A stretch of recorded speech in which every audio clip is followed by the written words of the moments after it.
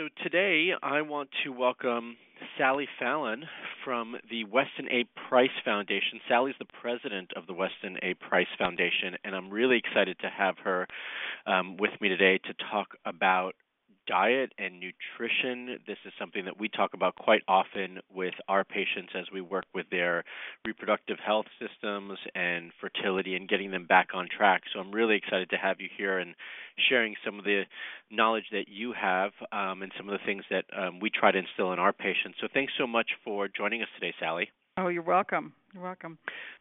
Yeah, so today I think one of the topics that we're going to talk about, or the main topic, is the need for animal fat when we're trying to address fertility issues and the importance of animal fat in fertility.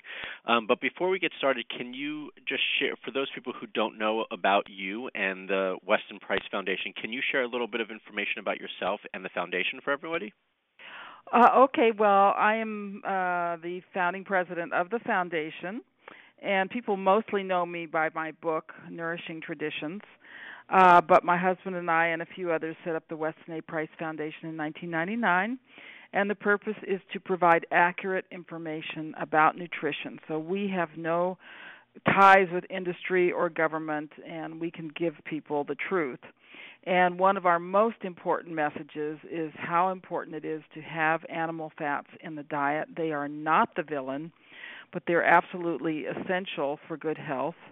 Dr. Weston Price studied traditional cultures back in the 30s and 40s and noted that they all had animal fats, organ meats, seafood, even things like insects.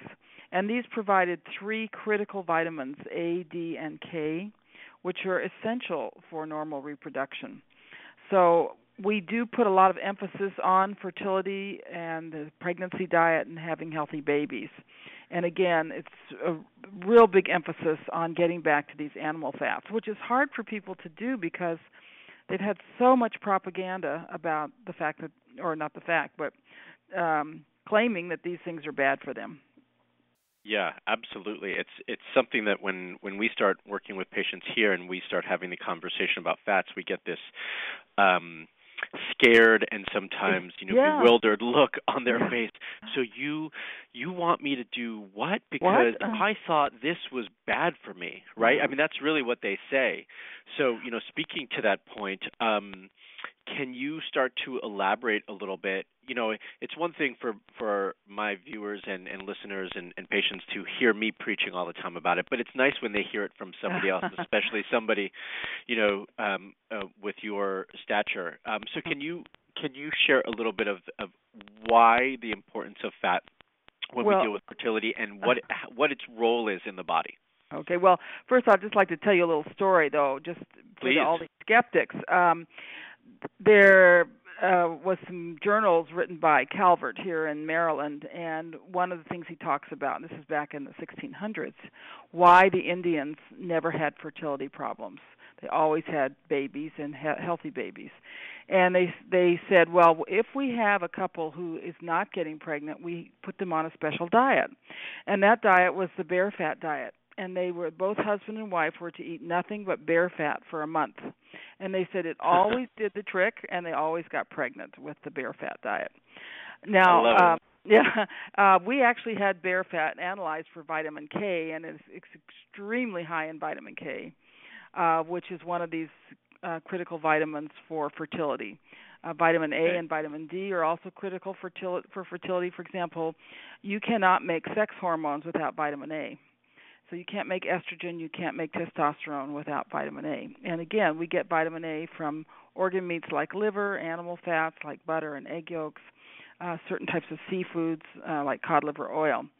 Now, there was a recent study, and I'm sure you know about this one, where they looked at women on dairy, and the ones who consumed a lot of low-fat dairy had a lot of infertility problems compared to women who consumed high-fat dairy. And so when this study came out, it was very embarrassing for the conventional view because here this diet that they are promoting causes infertility. So what they said was, well, if you are having trouble getting pregnant, go on the high-fat dairy and eat whole milk and cheese and ice cream. until you get pregnant. And then once you're pregnant, stop eating these things. To me, this is incredible. Why is your body, why do you need these things to get pregnant? Doesn't that mean you also need them to create a healthy baby? So, so the first thing we do with our moms who are trying to get pregnant, we say, get over your guilt feelings about butter, eat lots and lots of butter, eat the egg yolks, take cod liver oil, cook in animal fats, and eat some liver, at least once a week. These are the kind of things that we recommend to bring fertility back. That's great. Yeah, I know how true it is, and I see it all the time. When I start working with patients, which I love to see that transformation happen, they always, people always feel better when they start they to do. eat better, right? They've been depressed. They feel better. They have more energy. These animal fats. I like to tell a joke. How are animal fats like sex? Well, the answer is they're both needed for reproduction, and we have very strong instincts for both. We have strong instincts for sex, and we have strong instincts to consume animal fats. And if you suppress these instincts when children are growing up and tell them that these things are sinful or evil, they come out in pathological ways, and so we end up with eating disorders and binging and splurging because they try not to eat the animal fats. I say they go on the puritanical diet, and then they end up eating the pornographic foods. And what we really need is something in the middle, just good, satisfying, rich, wholesome foods. That's true, absolutely true. So, I see, and I don't know if it's just because of where we live and the communities locally here in San Diego, but, we work with a lot of patients who, whether it's for cultural reasons or religious reasons, they are vegetarians, right? Mm-hmm. And some personal what they believe are moral, ethical reasons, they're vegetarians. And everyone has their own view, and I don't like to tell anyone they're wrong for those sorts of things. But how do you, I know what I start to do, but how do you start to work with patients or individuals who are vegetarians? Yeah, I don't work with patients, so I'm not a practitioner. But I'm very what would you suggest? I would suggest if you want to be a vegetarian, don't have children. It is unfair to bring a child into the world on a vegetarian and especially a vegan diet. That child will not be healthy, and it's just not fair to that child. If you want to be a vegan or vegetarian, wait till you're grown, wait till your children are grown, your family's done, and then that's fine. But when you're bringing children into the world, you need these very nutrient-dense animal foods in your diet. Yeah, that's what I say. Now, right to the point. Okay. Now, if someone says, "Well, I can't eat meat," I would say whole raw milk, lots and lots of cheese, lots of butter, lots of egg yolks, and please at least take your cod liver oil. At least eat some nutrient-dense seafood. That's what I would say. You don't absolutely have to eat meat to be healthy, but you definitely need these other foods. Yeah, I try to balance. I basically just try to have a real conversation with them and see if they're willing to make some changes. Even if it's just temporary for this portion of their life, right? Right. Even in India, they get to have fish when they're pregnant. So. Right. Yeah. Right. Yeah, and that's the thing. Like, where can we compromise? Can we at least have some fish, and can we put in some of these healthy fats into your diet where you weren't getting them before? Maybe I'm able to get them on some liver pills at the very least, right? So get some of those basic nutrients in that you couldn't do before. Yeah. Right. That's great.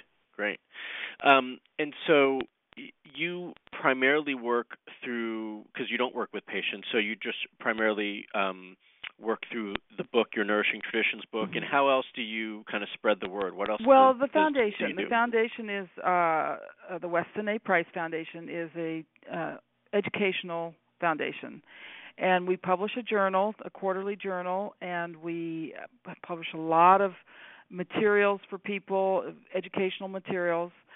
We have a huge website, and if you're new to the website, click on the right. It says "Take a Tour" and get the basics. We put on a conference, a yearly conference which I think is the premier nutrition conference in the States. We have from 1,000 to 1,500 people. That's so great. We're very active. active. When is it this year? This year it's in Anaheim, and it's in November, 10th through 13th this year. Excellent.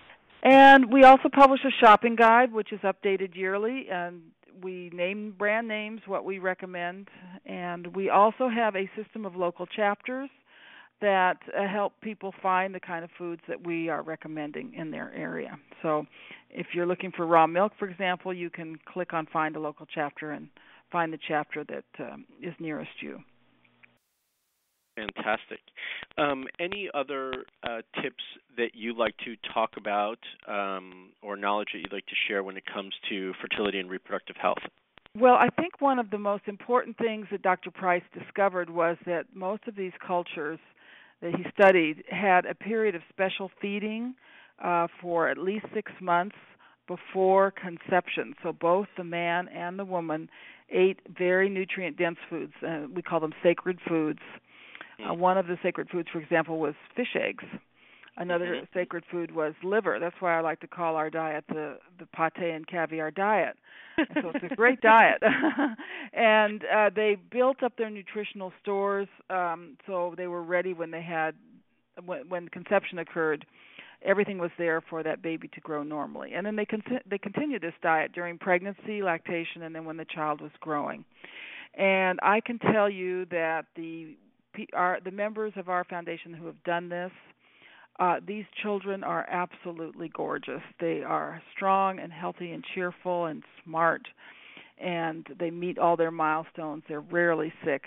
And that's something worth doing, in my opinion, worth learning about and worth taking the time to do, to really prepare nutritionally for your pregnancy. I love that. I mean, it's one of the things we speak to patients, this preconception planning, if you will, right? Yes. And this is something that can absolutely be worked into that time frame as they're working into their dietary needs. And it's nice for patients and couples to be able to say, okay, look, our goal is to be pregnant, and we want to start trying in about 6 to 9 months. So let's start preparing ourselves now so that we have an easier time later versus being behind the 8 ball and trying to rush things later. Well, or not being prepared, and then you conceive and have problems. Just to give you one example, the heart is the first organ to form, and if the body does not have enough, if the mother does not have enough vitamin A stores in her body, the heart can form with a defect or not form at all, and then there's a miscarriage. And you don't even know you're pregnant when that heart is forming. So you need to build up vitamin A beforehand. So when the heart starts to form, it's got everything it needs. And same with all the other organs. They all need vitamin A to form properly. And vitamin A is in liver and butter and egg yolks and all of these foods that we're being told not to eat. These are the critical foods for having a healthy baby. Yeah, absolutely. I've got 2 boys myself, and one of their favorite foods is butter. So every time we're out, they want to eat sticks of butter, and I'm like, go ahead, have as much as you like. Very good. I have no issues. Well, we actually have a fridge. If you go on our website under Children's Health, we have a diet for pregnant women, and we actually have a fridge magnet that people can put on their refrigerator with this diet. Oh, that's wonderful. Love it. I'll check it out and point patients in that direction. Well, Sally, I really want to thank you for your time. It was, short and sweet and right to the point, and all the really key information that patients really need to hear to get them moving in the right direction. So I really appreciate your time and for joining us today. Well, thank you for having me. Yeah, it's my pleasure. Okay.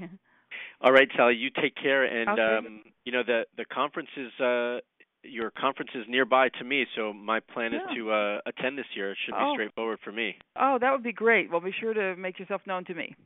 I will. I'll come and say hi. Okay. All righty. All right. Thanks so much. Bye-bye. Bye-bye. Bye.